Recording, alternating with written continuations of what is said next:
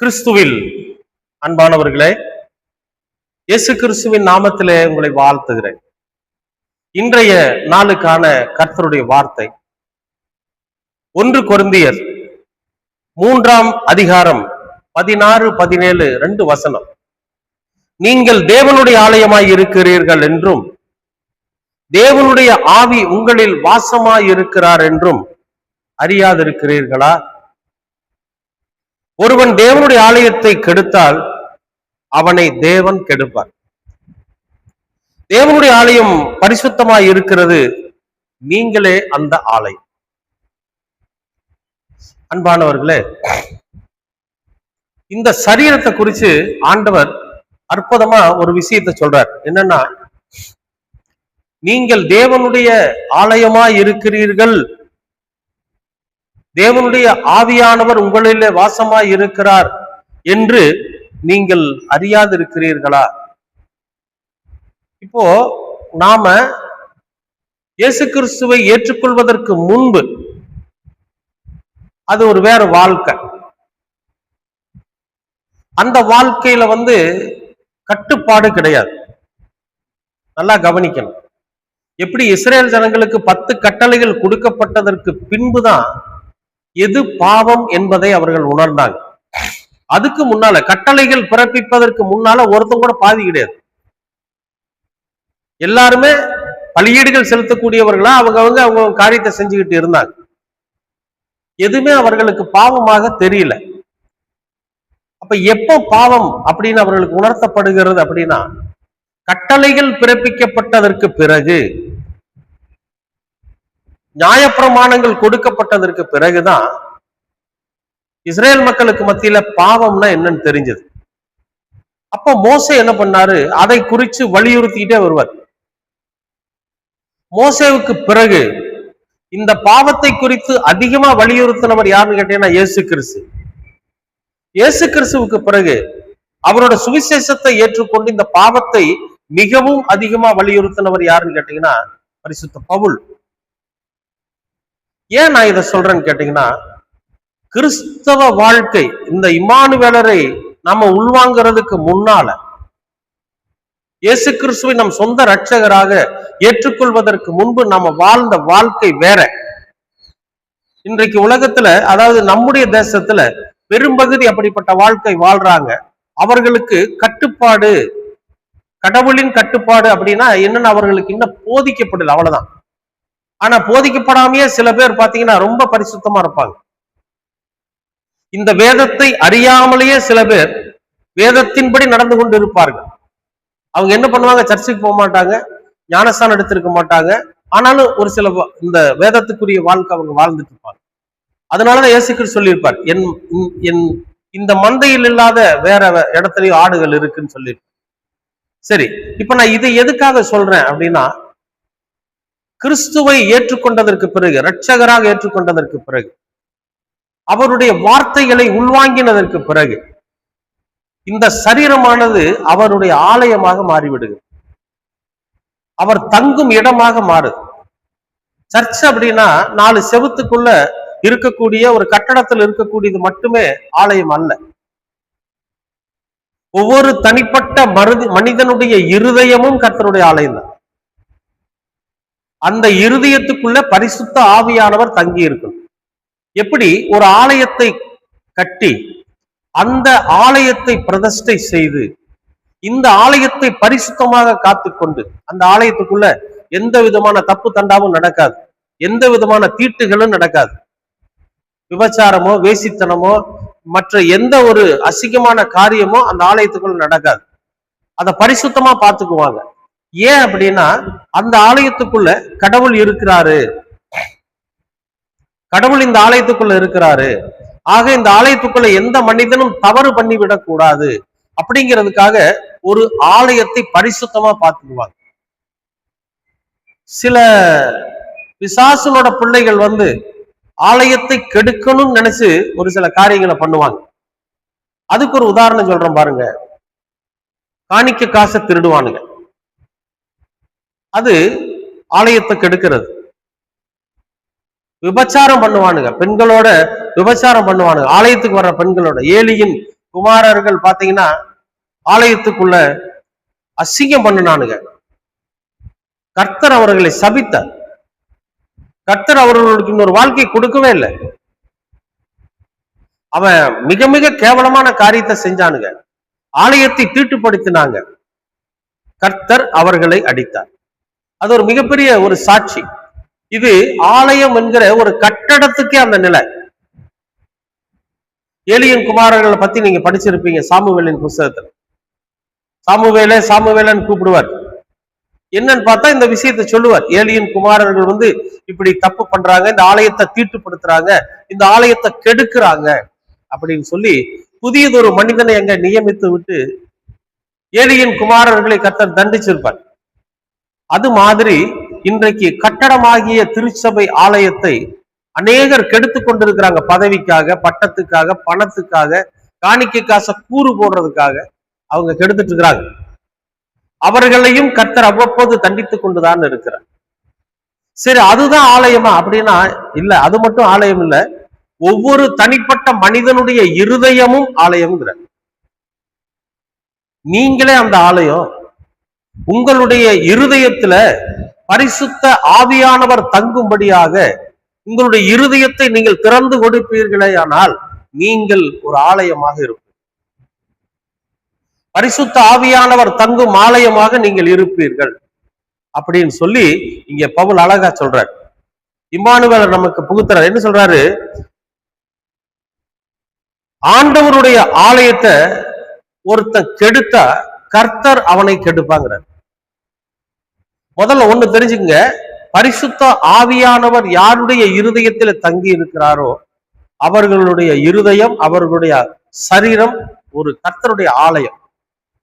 ஏன்னா இதுல தீட்டு இருக்காது, பொய் இருக்காது, திருட்டு இருக்காது, பெரட்டு இருக்காது, விபச்சாரம் இருக்காது, வேசித்தனம் இருக்காது, கள்ளத்தனம், இதெல்லாம் எதுவுமே இருக்காது. அதை பரிசுத்தமா காத்துக்குவாங்க. டெய்லி அதை என்ன பண்ணுவாங்க? சுத்தப்படுத்திட்டே இருப்பான் அந்த சரீரத்தை. சுத்தப்படுத்துறதுனா என்னன்னா, குளிக்கிறது இல்ல, கெட்ட சிந்தனைகள் வராதபடி பார்த்துக்கிறது, விபச்சாரம் பண்ணாதபடி பார்த்துக்கிறது, திருட்டு செய்யாதபடி பார்த்துக்கிறது, பொய் பேசாதபடி காவல் வைக்கிறது நாவுக்கு. இந்த மாதிரியான காரியங்களை மிக கவனமாக பார்த்துக் கொள்வாங்க. அப்ப ஆண்டவர் என்ன பண்றாரு? இந்த மனிதன் கடவுளுடைய ஆலயமா இருக்கிறார். அடுத்து சொல்றாரு பாருங்க, ஒருவன் தேவனுடைய ஆலயத்தை கெடுத்தால் அவனை தேவன் கெடுப்பார். ஒருவன் ஆலயத்தை கெடுக்கிறான். எப்படின்னா, பரிசுத்தமா வாழ்ந்துட்டு இருக்கிற ஒருத்தனை இன்னொருத்தன் போய் கெடுக்கிறான். நீ இப்படியெல்லாம் இருக்காத, இது தப்பு, இப்படி வாழ்க்கை வாழ்ந்தீங்கன்னா உன்னால ஒரு நல்ல வாழ்க்கை வாழ முடியாது என்று அவன் என்ன பண்றான்னா, அவனுடைய புத்தியை மழுங்கி போக செய்யறான். தேவனுடைய ஆலயத்தை கெடுத்தால் தேவன் அவனை கெடுப்பார். தேவனுடைய ஆலயம் பரிசுத்தமாய் இருக்கிறது, நீங்களே அந்த ஆலயம். இதுக்கு ஒரு உதாரணம் நான் உங்களுக்கு சொல்றேன் பாருங்க. ஒரு ஆயர், ஈரோடு பகுதியில ஒரு ஆயர் ஒருத்தர் இருந்தார். அவரு நல்ல மதுபான பழக்கம் உள்ளவர், சரியான மதுபான பழக்கம். அங்கி போட்டாலும் மதுபானத்தை அருந்திட்டு தான் வருவார். விபச்சார பாவமும் அவர்கிட்ட இருந்துச்சு. இவருடைய போதகமே என்னன்னு கேட்டீங்கன்னா, மது அருந்துறது தப்பு இல்லை அப்படின்னு போதனை பண்ணுவார். அவருடைய நெருங்கின நண்பர்களுக்கெல்லாம் பாத்தீங்கன்னா, நெருக்கமா இருப்பாங்க இல்லையா ஒரு சிலரு, அவர் ஒரு உயர்ந்த பதவிக்கு வந்துட்டாரு, அப்ப அவருக்கு நெருக்கமான அவரை கொண்டு பலன் அடைஞ்சவங்களா இருப்பாங்கல்ல. அவர் எவ்வளவு கெட்ட பழக்கம் உள்ளவராக இருந்தாலும், எவ்வளவு துன்மார்க்கனா இருந்தாலும், அவனை கொண்டு வந்து ஒரு உயர்ந்த ஸ்தானத்துல வச்சவங்க கொஞ்சம் பேர் இருப்பாங்க இல்லையா. இவங்க எல்லாமே அந்த பழக்கம் உள்ளவங்க. அவர்களுக்கெல்லாம் போதிக்கப்பட்டது என்னன்னு கேட்டீங்கன்னா, மது அருந்துறது தப்பு இல்லை. அப்ப அவங்க எல்லாருமே ஆண்டவரை ஏற்றுக்கொண்டு இயேசு கிறிஸ்துவை சொந்த இரட்சகராக ஏற்றுக்கிட்டு ஆலயத்துக்கு வந்தவங்க.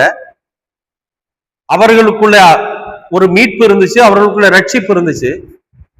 அவர்களை கெடுத்துட்டான்.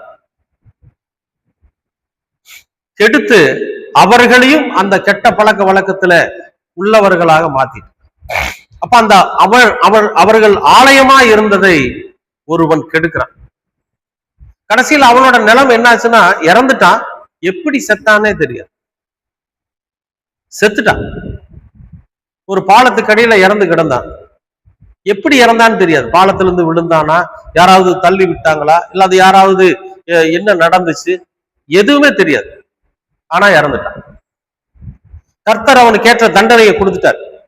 எதுக்கு சொல்ல வரேன்னா, கர்த்தருடைய ஆலயமாகிய பரிசுத்த ஆவியானவருக்கு இருதயத்தில் இடம் கொடுத்து வேத வார்த்தைகளின்படி தான் நடக்க வேண்டும் என்று அர்ப்பணித்து வாழ்ந்து கொண்டிருக்கிற மனிதர்களை கெடுக்கிறானுங்க பாத்தீங்களா, அவனுங்களை கர்த்தர் கெடுப்பார், விடமாட்டார்.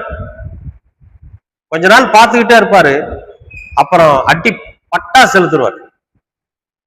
அன்பானவர்களே, நீங்களே அந்த ஆலயம். உங்களுடைய இருதயத்தை திறந்து ஆவியானவருக்கு நீங்க இடம் கொடுக்கிறப்ப உங்களை யார் கெடுத்தாலும் கர்த்தர் அவனை பார்த்துப்பார்.